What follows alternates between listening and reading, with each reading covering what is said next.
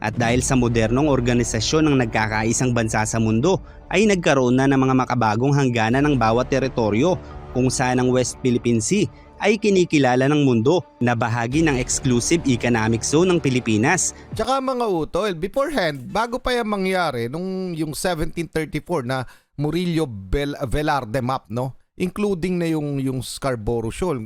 Kaya lang, doon sa lugar, sa mapa na yun, iba yung pangalan, tsaka yung ilang bahagi ng Spratly Islands. Yung mali yung sinasabi na nung panahon na binili ng mga Amerikano sa Kastila ang ating bansa, hindi pa kasama doon sa mapa. Kasama po, okay? Doon sa 1734 na mapa ng Pilipinas na ginuhit ng Murillo Velarde, kasama po yung Scarborough Shoal at ilang bahagi ng Spratly Island. Sipukot yata ko. Hindi ako nagkakamali ha. Basta yung kasama na yon mga utol. Pero kung iisipin ninyo, wag na yon. Wag na natin isali yon. Iisipin nyo na lang yung layo ng distansya ng mainland China doon sa inaangkin nilang bahagi na ito na pag-aari ng Pilipinas. Napakalayo naman. Doon na lang sa itinakda na lang ng United Nations Convention on the Law of the Sea, yung international law na nagtatakda ng mga hangganan nga, ng mga karapatan ng bawat bansa, doon pa lang tapos na dapat ang usapin. Mga karunungan, kaalaman, teorya, kasaysayan, hiwaga at mga bagong tuklas. Alamin natin, alamin natin. Alam nating lahat mga utol na napakalakas ng bansang China. In fact, ito'y pangalawa sa pinakamalakas na bansa sa buong mundo, sumusunod sa United States of America. So alam nating malakas ang China, pero alam ba natin ang kahinaan nito? Yan ang ating tatalakayin mula kay Solidong Kaalaman. Pakisubscribe siya, pakilike na rin yung video. Ayan, ang tunay na kahinaan ng China. Ano nga ba ito? Game na.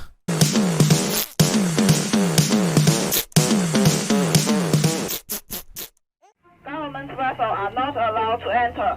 To avoid miscalculations, leave and keep far off. Otherwise, you bear full responsibility for all the consequences.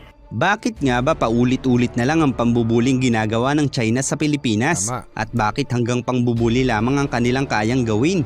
Ano ang nais nilang mangyari? At ano ang pumipigil sa kanila upang simulan ang isang digmaan laban sa Pilipinas? Sa videong ito ay ating bibigyang linaw ang nais mangyari ng China upang tuluyang makuha ang ating mga isla.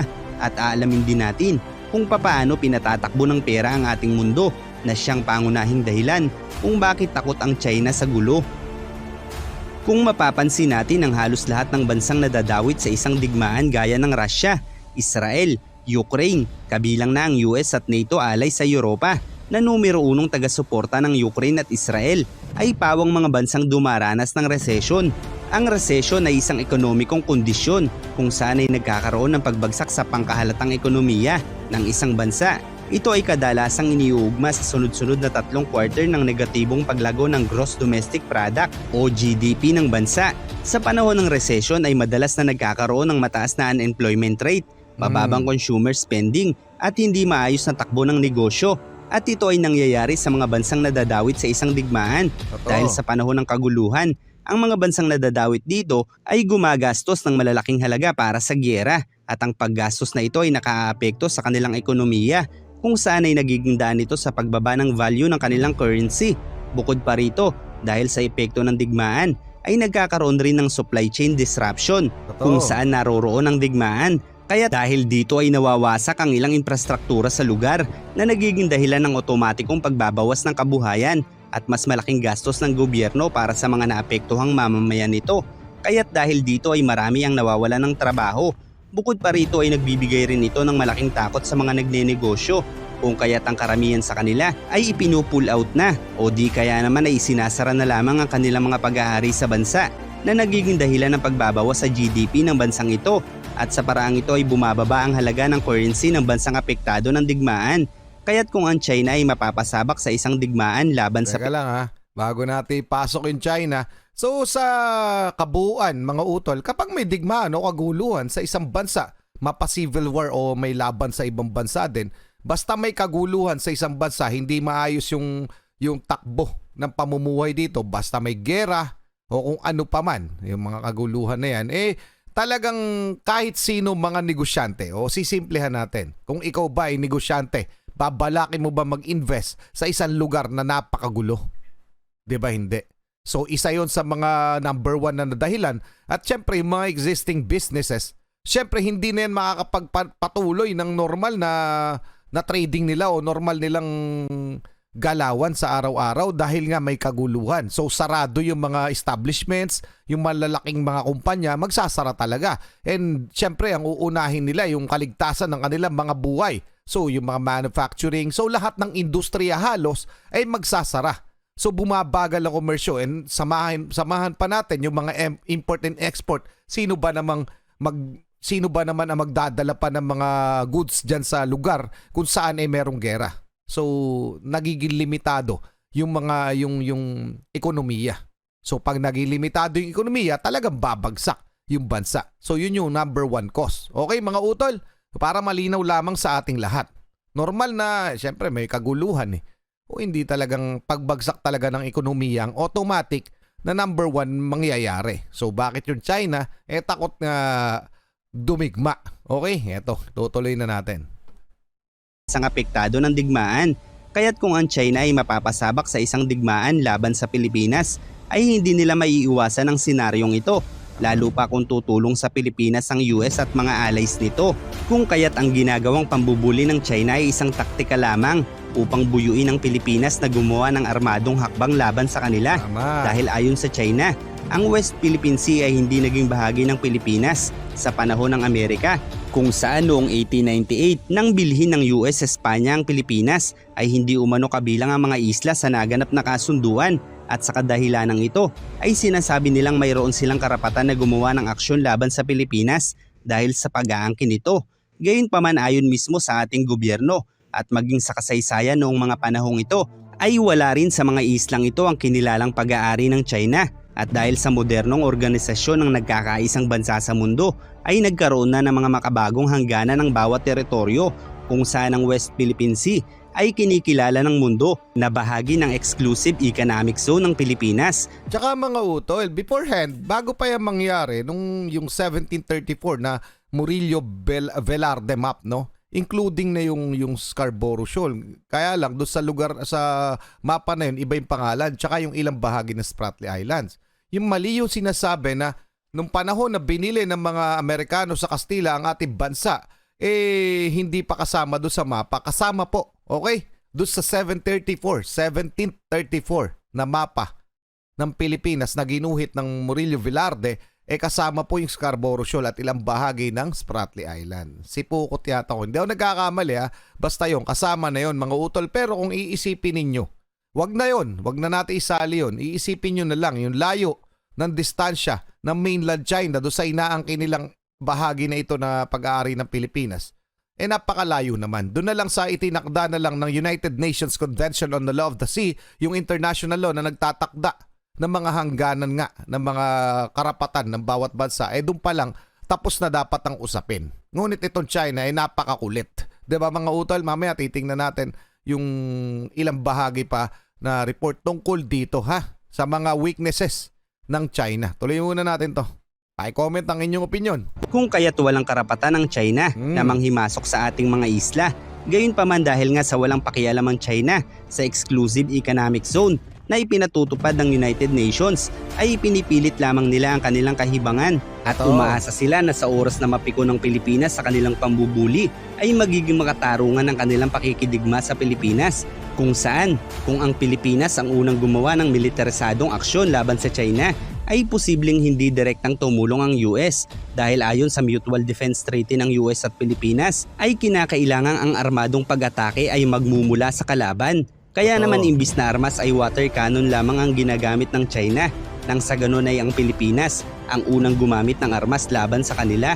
Subalit hindi ganoon ang ginagawa ng ating mga marino at sundalo, dahil na rin sa utos ng ating Pangulo. Tama. Dahil malinaw para sa isang ekonomista gaya ni PBBM na ang lahat ng bagay sa mundo ay pinatatakbo ng pera, kung saan ang mga mayayaman o makapangyarihang tao naman ang nagsisilbing medium upang maimpluwensyahan ng pera ang mga kaganapan sa buong mundo. Isang halimbawa ang takot ng China na magsagawa ng unang armadong pag-atake sa Pilipinas, dahil kung sila ay mauuna ay tiyak na mababahala ang malalaking investor sa China na maaaring mag-liquidate ng kani-kanilang ari-arian at pera, kung saan sa paraang ito ay malaking bahagi ng GDP ng China ang mababawas sa kanila na magiging daan sa paghina ng kanilang pera na mangangahulugan ng lalong paghihirap ng kanilang mamamayan na Ayan mga utol, no?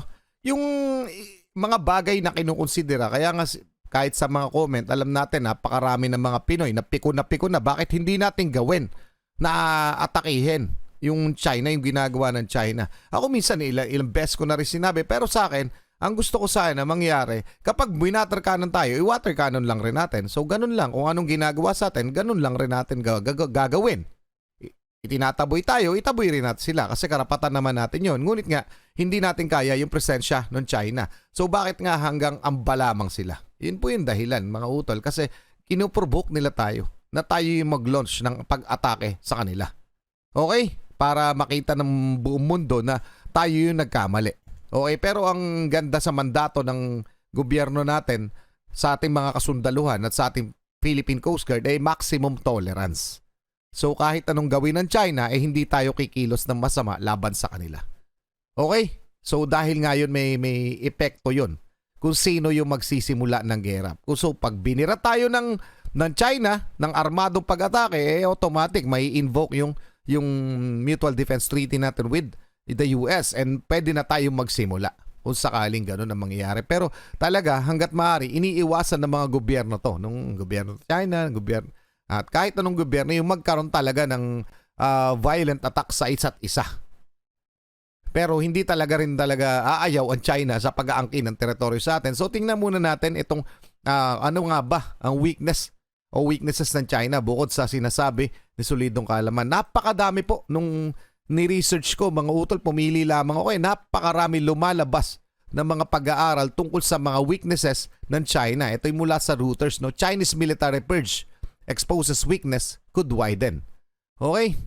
China purge 9 PLA generals clamping down scene widening. So mga tinanggal tong mga general, no? Tinanggal nila sa kanilang People's Liberation Army. 9 na general.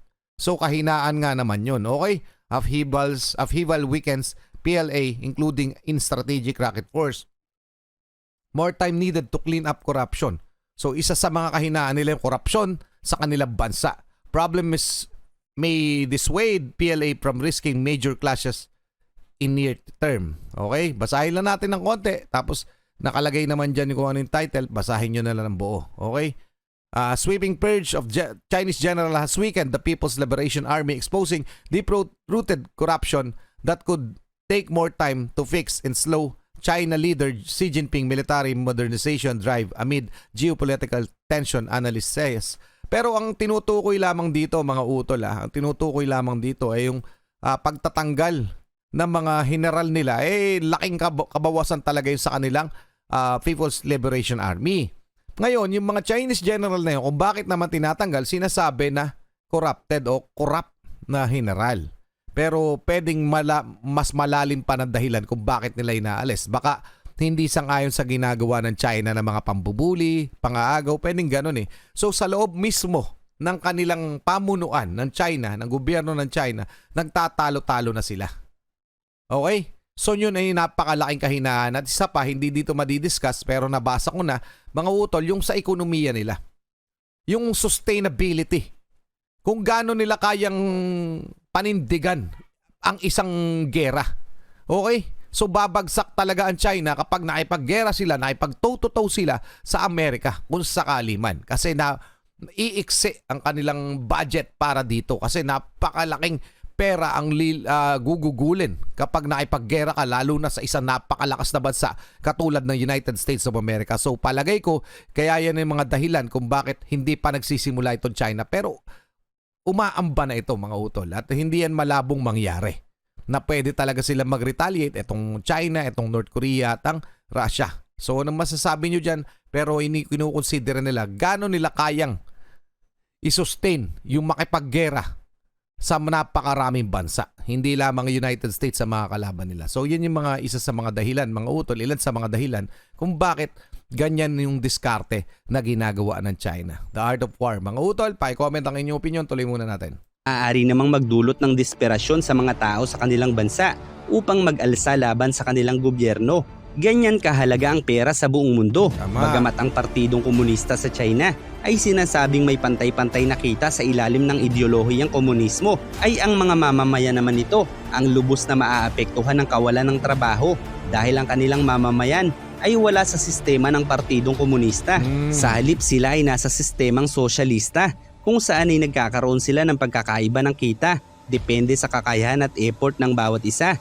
Gayunpaman dahil ang bilang ng mamamayan ay nakaaangat sa bilang ng mga naninilbihan sa gobyerno, ay malaki rin ang kanilang kakayahan na pabagsakin ito. Kaya't kahit papaano ay takot pa rin ang kanilang Pangulo na tuluyang maubos ang investors sa kanilang bansa na mayroong napakalaking ambag para sa kanilang ekonomiya. Iyan ang dahilan kung bakit hindi ganoon kadali para sa China na maglunsad ng isang giyera. Isa pang halimbawa sa pagitan ng US at China. Sa kasalukuyan ay ang pera ng US ang kadalasang ginagamit sa kalakalan ng buong mundo, kung kaya't napakalakas ng perang ito. Kaya't ito rin ang perang ginagamit ng mga milyonaryo na nakadeposito sa bawat bangko sa buong mundo. Gayunpaman kung ang US ay malalagay sa isang direktang digmaan, ang mga milyonaryo at bilyonaryo sa buong mundo ay mababahala din na panatilihin ang kanilang mga dolyar na nakaimbak sa kanilang mga bangko dahil sa panahon ng isang digmaan ay pangkaraniwan lamang na bumababa ang halaga ng pera ng bansang kasali sa digmaan.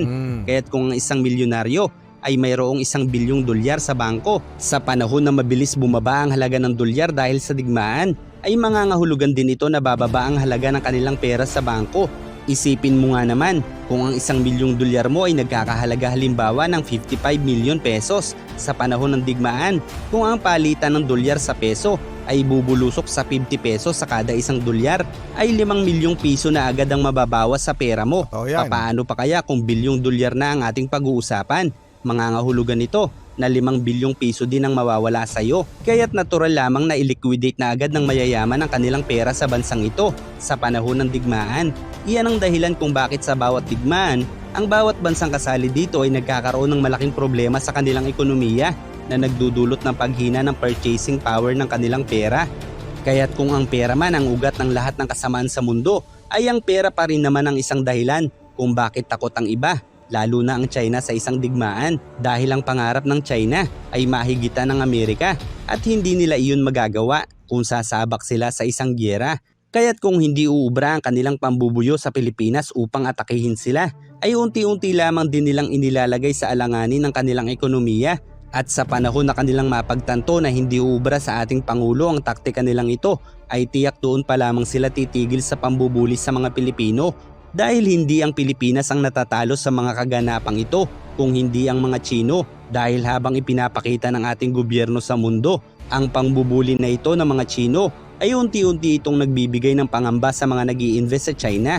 Habang mas marami naman ang nakukuhang investment at tulong ng Pilipinas mula sa iba dahil sa tiwala ng mga ito na makatarungan ng ating gobyerno na hindi tayo ang unang lilikha ng gulo, kaya't mas magiging ligtas sa pandaigdigang ekonomiya ang bansang ito kumpara sa bansa ng mga Chino.